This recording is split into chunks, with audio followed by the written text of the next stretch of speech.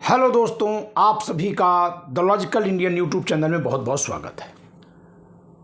दोस्तों, आज मैं बात करूंगा उत्तर प्रदेश की नगीना लोकसभा सीट पर। नगीना लोकसभा सीट सुरक्षित है, यानी वहां केवल शेड्यूल कास्ट समुदाय में से ही कोई व्यक्ति प्रत्याशी हो सकता है। वहां सबसे चर्चित चेहरे के तौर पर अगर कोई प्रत्याशी हैं जो बहुत आप कह सकते हैं कि एक ब्रांड प्रत्याशी हैं, बहुत लोकप्रिय हैं, हमेशा चर्चा में रहने वाले हैं, तो वो हैं भीम आर्मी के संस्थापक, आज़ाद समाज पार्टी के प्रमुख चंद्रशेखर आज़ाद रावण जी। वहाँ पर बीएसपी ने सुरेंद्र पाल जी को खड़ा किया है और बीजेपी ने वहाँ के एक विधायक ओम कुमार जी को मैदान में उतारा है। इन तीनों लोगों के अलावा इंडिया अलायंस की ओर से समाजवादी पार्टी ने मनोज कुमार जी, जो जज के पद से इस्तीफा देकर राजनीति में आए हैं, उनको प्रत्याशी बनाया है। दोस्तों, अभी एक बात और भी कि एक और जहां वहां चंद्रशेखर जी जोर शोर से प्रचार में लगे हुए हैं, सबसे पहले से इनका प्रचार चल रहा है और ये अपने संघर्षों का वास्ता दे रहे हैं। वास्तव में वहाँ जितने भी प्रत्याशी हैं, अगर उनमें से किसी से भी तुलना की जाए पार्टी को छोड़कर, तो चंद्रशेखर आज़ाद के कद का कोई प्रत्याशी नहीं है। राजनीति में जो पहचान होती है, ऐसी किसी की पहचान नहीं है। कद किस आधार पर? कि हर कहीं जन आंदोलनों में सबसे बढ़ चढ़ करके भाग लेने वाला अगर कोई नेता इन प्रत्याशियों में से है, अभी मैं यही तुलना करूंगा, तो चंद्रशेखर आज़ाद है। लेकिन दूसरी ओर बीएसपी की पहली चुनावी रैली, जो बीएसपी में मायावती जी के उत्तराधिकारी आकाश आनंद ने आरंभ की है, वो नगीना से ही शुरू की है और नगीना में इनका समर्थन चंद्रशेखर के लिए नहीं, बल्कि अपनी पार्टी के प्रत्याशी के लिए, सुरेंद्र पाल के लिए था।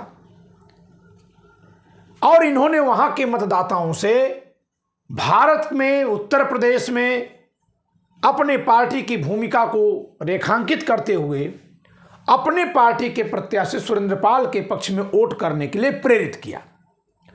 अब जरा तुलना कर लेते हैं कि नगीना में कौन कितना ताकतवर है। तो 2019 के सपा बसपा गठबंधन में नगीना सीट बीएसपी को मिली थी और वर्तमान में वो सीट बीएसपी के पास है, इसलिए बीएसपी का दावा मजबूत है। दूसरी तरफ जिस ओम कुमार को बीजेपी ने प्रत्याशी बनाया है, वो वहाँ के सीटिंग विधायक हैं, इसलिए उनका भी दावा है। तीसरी तरफ जिस मनोज कुमार को सपा और इंडिया अलायंस ने प्रत्याशी बनाया है, वो भी जज के पद से इस्तीफा देकर राजनीति में आए हैं और जज का पद अपने आप में एक प्रतिष्ठित पद होता है, तो ऐसे में वे भी अपने आप में एक दावा ठोक रहे हैं और उनका भी एक महत्व है। और चंद्रशेखर आज़ाद को तो सब लोग जानते ही हैं कि वो राजनीति में ही लगे हुए हैं विगत एक दशक से ज़्यादा समय से, और संघर्षों के साथी कहे जाते हैं, संघर्षों के आदी कहे जाते हैं, कभी उससे पीछे नहीं हटते हैं। लेकिन जो सवाल यहाँ बन रहा है कि जो सीट बीएसपी की है और जिस पर बीएसपी ने न केवल अपना प्रत्याशी खड़ा किया, बल्कि बीएसपी के सुप्रीमो के उत्तराधिकारी ने अपनी पहली रैली वहीं से शुरू की, क्या वहां बीएसपी का मतदाता बट नहीं जाएगा? सुरेंद्र पाल और चंद्रशेखर आज़ाद के बीच में किसे चुने, उसको फैसला करने में दिक्कत नहीं होगी? और कितने प्रतिशत लोगों को दिक्कत नहीं होगी? अगर थोड़े बहुत फासले से भी लोग बंट गए, तो क्या वो सीट इन दोनों में से कोई जीत पाएगा? कौन दोनों? चंद्रशेखर और सुरेंद्र पाल, यानी असपा और बसपा, इन दोनों में से कौन चुनाव जीत पाएगा? तो दोस्तों, मेरा अपना इसमें एक सुझाव है।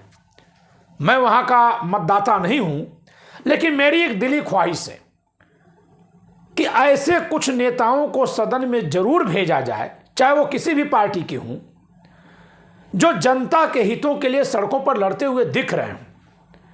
चंद्रशेखर आज़ाद रावण एक बात के लिए तो रोल मॉडल हैं कि अगर राजनीति में आना है, बिना किसी चाचा दादा बाबा के आना है, तो सड़कों पर संघर्ष करना है और सड़कों पर संघर्ष करके ही जनता में से अपना चाचा दादा पैदा करना है। चंद्रशेखर आजाद रावण ने इसको साबित किया है।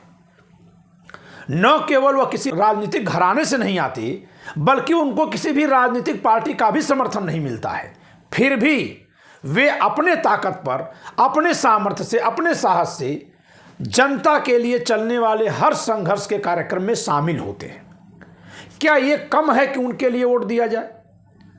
अगर ऐसे किसी व्यक्ति को हम वोट न दें, किसी अन्य आधार पर, जैसे कि वो किस जाति का है, जैसे कि वो किस समाज की विचारधारा का है, जैसे कि वो किसका वोट काट रहा है, क्योंकि चंद्रशेखर आजाद के साथ एक चीज अच्छी हो गई कि उनके पक्ष में कोई नहीं खड़ा हुआ, इसलिए वो अन्य सबसे अलग और मजबूत दिखने लगे।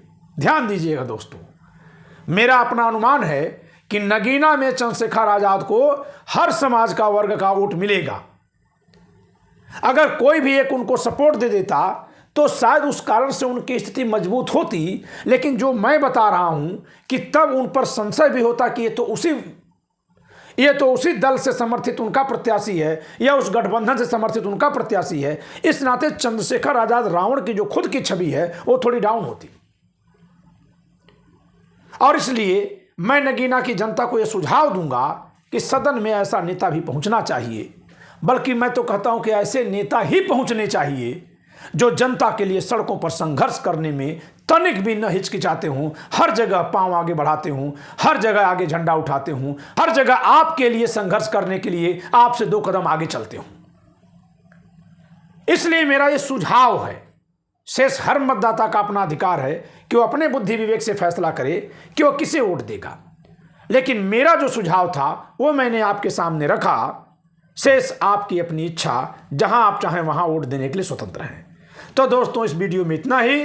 वीडियो आप लाइक करिए, शेयर करिए अगर आपको उचित लगे तो, क्योंकि ये राजनीतिक पुकार की वीडियो है, ये आप पर मैं छोड़ता हूं। वैसे भी जिसमें निवेदन किया जाता है वो दर्शक के विवेक पर ही होता है कि वो लाइक करे, शेयर करे, लेकिन इसमें मैं अपनी ओर से छूट दे रहा हूं। और चैनल सब्सक्राइब न किए हो, सब्सक्राइब करिए। जय संविधान।